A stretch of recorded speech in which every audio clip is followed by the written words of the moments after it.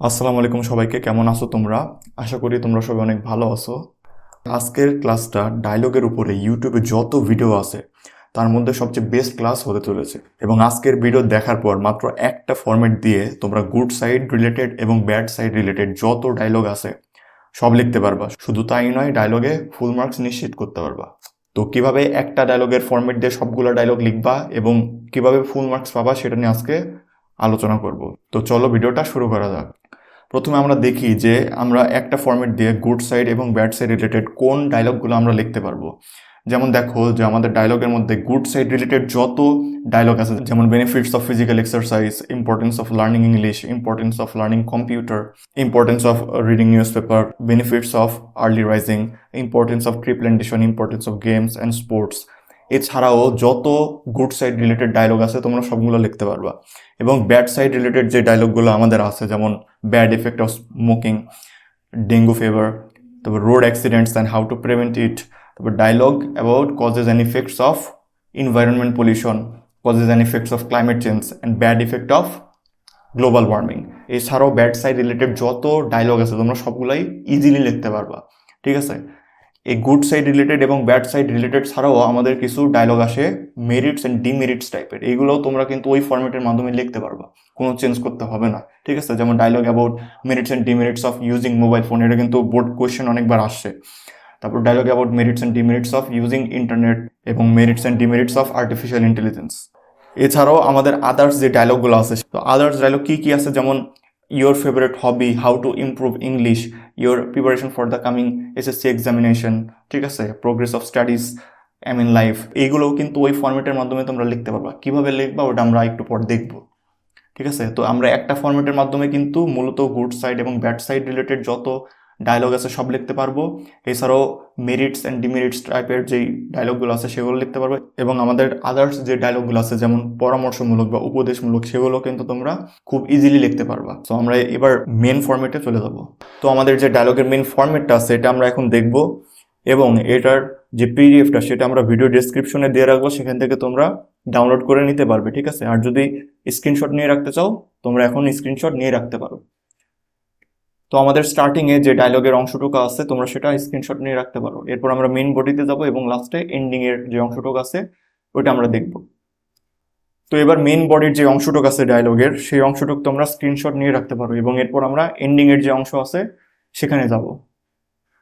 তো এবার তোমরা এন্ডিং এর যে অংশটুকু আছে সেটার একটা স্ক্রিনশট নিয়ে রাখতে পারো। ঠিক আছে, এরপর আমরা এই ফুল ডায়লগটা স্টার্টিং থেকে মেইন বডি থেকে এন্ডিং পর্যন্ত কিভাবে লিখবো সেটা নিয়ে আমরা আলোচনা করব।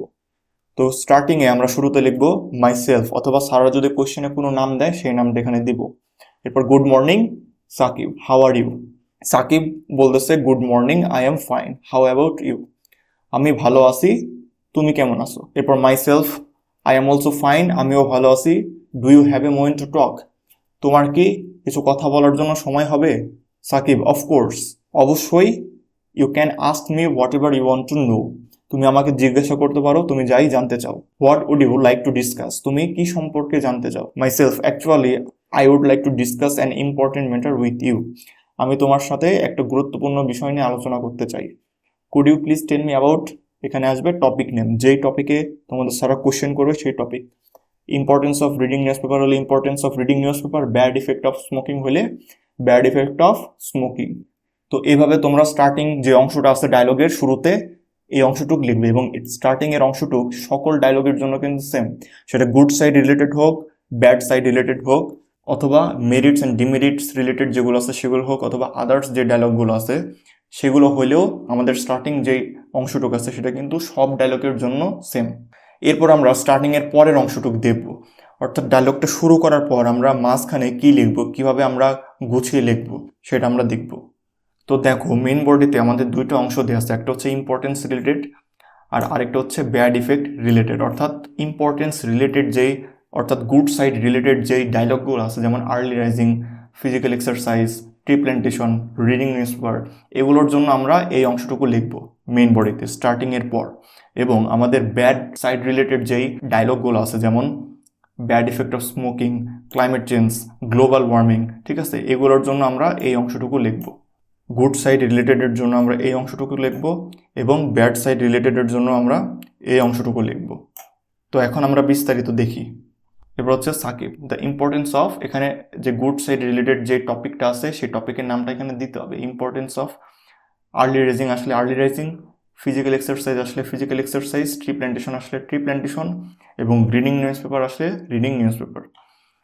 So the importance of topic name is so much that it can not be expressed in words.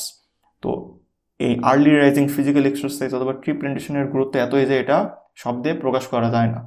It is essential for a healthy and successful life, everyone should know why it is significant. তো বলতেছে এটি সুস্থ এবং সফল জীবনের জন্য খুবই জরুরি এবং প্রত্যেকেরই এটির গুরুত্ব সম্পর্কে জানা উচিত। এরপরে দেখো, my self, that sounds interesting, এটা অনেক আকর্ষণীয় শোনাচ্ছে।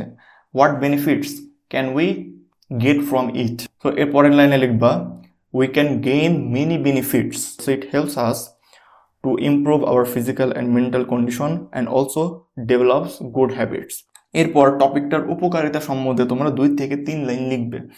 অর্থাৎ তোমরা যদি এই পর্যন্ত লেখো, আমাদের যদি গুড সাইড রিলেটেড ডায়লগ আসে, তোমরা যদি এই পর্যন্ত লেখো তাও কিন্তু হবে, কিন্তু ফুল মার্কস পেতে গেলে তোমাকে গাইড বই থেকে 2 থেকে 3 লাইন দিতে হবে। কারণ আর্লি রাইজিংয়ের জন্য যে সকল সুযোগ সুবিধা আছে ফিজিক্যাল এক্সারসাইজের জন্য ওই সকল সুযোগ সুবিধা নাই। আবার ট্রি প্ল্যান্টেশনের যে গুরুত্ব, ওইটার গুরুত্বর সাথে ফিজিক্যাল এক্সারসাইজের গুরুত্ব বা উপকারিতা মিলবে না। আবার রিডিং নিউজ পেপারের যে গুরুত্ব বা উপকারিতা তার সাথে ফিজিক্যাল এক্সারসাইজেরটা মিলবে না। তো এটা এক একটা ডায়লগের জন্য আলাদা। তো তোমরা এগুলো আলাদা আলাদা পড়ে নেবে 2 থেকে 3 লাইন, ঠিক আছে? প্রত্যেকটা টপিকেরই আলাদা একটা গুরুত্ব আছে, সেটা কি সেই সম্বন্ধে তোমরা একটু স্টাডি করে নেবে। এরপর আমরা ব্যাড ইফেক্ট রিলেটেড অর্থাৎ ব্যাড সাইড রিলেটেড যে ডায়লগগুলো আছে সেগুলো নিয়ে আলোচনা করব। দেখো, তো আমরা স্টার্টিংয়ের পরেই আমরা এই লাইন থেকে শুরু করব। তো বলতেছে, Sakib, topic is a burning question. এখানে টপিক বলতে ব্যাড সাইড রিলেটেড যে টপিকটা আছে সেটা তোমাদের এখানে লিখতে হবে। যেমন স্মোকিং হইতে পারে, ক্লাইমেট চেঞ্জ হতে পারে, গ্লোবাল ওয়ার্মিং হতে পারে, ঠিক আছে? তো smoking is a burning question in the present world, অথবা global warming is a burning question in the present world including Bangladesh. তো এখানে বোঝাচ্ছে যে বাংলাদেশ সহ বর্তমান বিশ্বে জলবায়ু পরিবর্তন একটি আলোচিত ও জ্বলন্ত সমস্যা। It has many harmful effects, এর অনেক ক্ষতিকারক প্রভাব রয়েছে। It damages our health, destroys social peace and create serious problems in our daily life. তো বলতেছে এটি আমাদের স্বাস্থ্যের ক্ষতি করে, সামাজিক শান্তি বিনষ্ট করে, and create serious problems in our daily life, এবং আমাদের দৈনন্দিন জীবনে মারাত্মক সমস্যা সৃষ্টি করে। এরপরে টপিকটার যে সমস্যা আছে সেটা সম্পর্কে 2 থেকে 3 লাইন লিখবে। অর্থাৎ ব্যাড ইফেক্ট অফ স্মোকিংয়ের যে সমস্যা, ওই সমস্যার সাথে কিন্তু ক্লাইমেট চেঞ্জের সমস্যা মিলবে না। আবার ক্লাইমেট চেঞ্জের সমস্যার সাথে এনভায়রনমেন্ট পলিউশনের সমস্যা মিলবে না, ঠিক আছে? আবার গ্লোবাল ওয়ার্মিংয়ের যে সমস্যা সেটা মিলবে না। সো এগুলো তোমরা 2 থেকে 3 লাইন গাইড বই থেকে যেই টপিক আছে ওই টপিকের উপর স্পেসিফিক যে সমস্যাগুলো আছে সেগুলো তোমরা একটু পড়ে নেবে। এরপরে লিখবে, at this moment it is going out of our control. তো তোমরা যদি এখান থেকে 2 থেকে 3 লাইন লিখতে না পারো, নিচ থেকে বা গাইড বই থেকে না লিখতে পারো, তাহলে কিন্তু ফুল মার্কস তারা দিবে না। ফুল মার্কস পেতে গেলে অবশ্যই তোমাকে একটু নিচ থেকে 2 থেকে 3 লাইন স্পেসিফিক যে প্রবলেমগুলো আছে সেগুলো তুলে ধরতে হবে। তো এরপরে দেখি আমরা, my self, that sounds very dangerous, এটা অনেক বিপজ্জনক শোনাচ্ছে। How can we solve it, আমরা এটা কিভাবে সমাধান করতে পারি? We can solve it through awareness, education and strict rules. তো বলতেছে আমরা সচেতনতা, শিক্ষা এবং কঠোর আইনের মাধ্যমে এটা সমাধান করতে পারি। এরপর টপিকটির সমাধান সম্পর্কে 2 থেকে 3 লাইন লিখবে। অর্থাৎ এখন দেখো, ব্যাড ইফেক্ট অফ স্মোকিং, আমাদের যুব সমাজ যে ধূমপানে আসক্ত হচ্ছে, এটার যে সমাধান, সেই সমাধানের সাথে ক্লাইমেট চেঞ্জ, জলবায়ু পরিবর্তনের সমাধান মিলবে না, ঠিক আছে? আবার গ্লোবাল ওয়ার্মিংয়ের সমাধানও মিলবে না। তো এগুলো এক একটার জন্য এক একটা সমাধান, সেগুলো তোমরা নিচ থেকে বানায় লিখতে পারলে লিখবে, না পারলে গাইড বই থেকে 2 থেকে 3 লাইন পড়ে নেবে, ঠিক আছে? ফুল মার্কস পাওয়ার জন্য তোমাকে এভাবেই লিখতে হবে। এরপর everyone should be careful and take necessary steps to prevent it. তো বলতেছে এভরিওয়ান শুড বি কেয়ারফুল, প্রত্যেকেরই উচিত সতর্ক হওয়া, অ্যান্ড টেক নেসেসারি স্টেপস, এবং প্রয়োজনীয় পদক্ষেপ নেওয়া, টু প্রিভেন্ট ইট, এটাকে প্রতিরোধ করতে। The government alone can not solve this issue, সরকার একা এই সমস্যাটা সমাধান করতে পারে না। বিসাইডস, এছাড়াও all people in our society, আমাদের সমাজের সকল মানুষের should be aware of this, এই সম্পর্কে সচেতন হওয়া উচিত। তো আমরা বুঝলাম যে আমাদের যে স্টার্টিংয়ের পয়েন্ট এটা সব ডায়লগের জন্য সেম, এবং গুড সাইড রিলেটেডের জন্য আমরা এই অংশটুকু দেব এবং ব্যাড সাইড রিলেটেডের জন্য আমরা এই অংশটুকু দেব। তো আমরা এবার এন্ডিংয়ের অংশটুকু দেখো। Myself I have learned many things from you. আমি তোমার কাছ থেকে অনেক কিছু শিখতে পেরেছি। It was nice talking to you. তোমার সাথে কথা বলে ভালো লাগলো। Sakib, I am glad I could help. আমি তোমাকে সাহায্য করতে পেরে আনন্দিত। Myself, thanks a lot for your cooperation, see you again. অর্থাৎ তোমার সহযোগিতার জন্য তোমাকে অনেক ধন্যবাদ এবং আবার দেখা হবে। ইউ আর ওয়েলকাম, তোমাকে স্বাগতম। তো আমাদের এন্ডিংয়ের যে অংশটা আছে এই অংশটুকু কিন্তু সকল ডায়লগের জন্য একই, অর্থাৎ সেটা গুড সাইড রিলেটেড হোক, ব্যাড সাইড রিলেটেড হোক, এবং মেরিটস অ্যান্ড ডিমেরিটস রিলেটেড হোক, এবং আদার্স যে ডায়লগগুলো আছে সেইগুলো রিলেটেড হোক, আমাদের স্টার্টিং এবং এন্ডিং এই দুই অংশটা সকল ডায়লগের জন্য সেম। তো আমরা কি কি শিখলাম ডায়লগের ফরম্যাটে এটা আমরা আবার রিভিউ করি। তো মনে রাখবে যে গুড সাইড রিলেটেডের জন্য, ব্যাড সাইড রিলেটেডের জন্য, এবং মেরিটস অ্যান্ড ডিমেরিটস টাইপের যে ডায়লগগুলো আছে সেগুলোর জন্য, এবং আদার্স যে ডায়লগগুলো আছে যেমন তোমার পরীক্ষার প্রস্তুতি সম্পর্কে, তোমার এম ইন লাইফ সম্পর্কে, progress of studies, how to improve English, এই টাইপের যেই ডায়লগের জন্য সবগুলো ডায়লগের জন্যই কি করতে হবে, স্টার্টিংটা সেম রাখতে হবে এবং এন্ডিং যেটা আছে সেটা সেম রাখতে হবে। এবার আমাদের যেই গুড সাইড রিলেটেড ডায়লগগুলো আছে সেগুলোর জন্য আমরা শুধু এই অংশটুকু লিখব, এবং ব্যাড সাইড রিলেটেড যেই ডায়লগগুলো আছে সেগুলোর জন্য আমরা এই অংশটুকু লিখব। এরপর আমাদের যে আদার্স ডায়লগগুলো আছে যেমন হাউ টু ইমপ্রুভ ইংলিশ, ঠিক আছে, ইউর প্রোগ্রেস অফ স্টাডিজ, এরপরে প্ল্যান আফটার এসএসসি এক্সামিনেশন, অথবা তোমার এসএসসি এক্সামিনেশন যে প্রিপারেশন সেটা সম্বন্ধে যদি ডায়লগ আসে তাহলে আমরা কি করব, মেন বডিতে এসে ওইখানে আমাদের গাইড বই থেকে লিখতে হবে।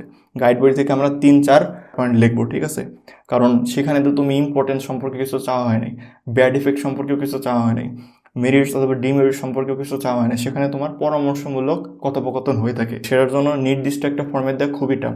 তো সেটা তোমরা মেন বডির জন্য যে কোনো গাইড বই থেকে 3 থেকে 4টা পয়েন্ট তোমরা সেখান থেকে পড়ে নিবে, এবং লাস্টে এন্ডিংয়ে, এটা তো বললাম এটা সবগুলো ডায়লগের ক্ষেত্রেই সেম, সেটা মেরিটস অ্যান্ড ডিমেরিটস হোক, আদার্স যেই ডায়লগগুলো আছে সেগুলো হোক, এবং গুড সাইড ব্যাড সাইড সবগুলো ডায়লগের জন্য সেম। তো আশা করি ভিডিওটা বুঝতে পারছো। এরপর যদি কোনো কোশ্চেন থাকে তোমরা অবশ্যই কমেন্টে জানাবা, ইনশাল্লাহ আমি সেটা সলভ করে দেওয়ার চেষ্টা করব। তো ভিডিওটা যদি ভালো লাগে তাহলে অবশ্যই তোমাদের কাছের যে বন্ধু বান্ধব আছে তাদের কাছে শেয়ার করবা, যাতে তারাও এই একটা ফরম্যাটের মাধ্যমে সবগুলো ডায়লগ লিখতে পারে। তো আজকের মতো এই পর্যন্তই। আল্লাহ হাফেজ সবাইকে।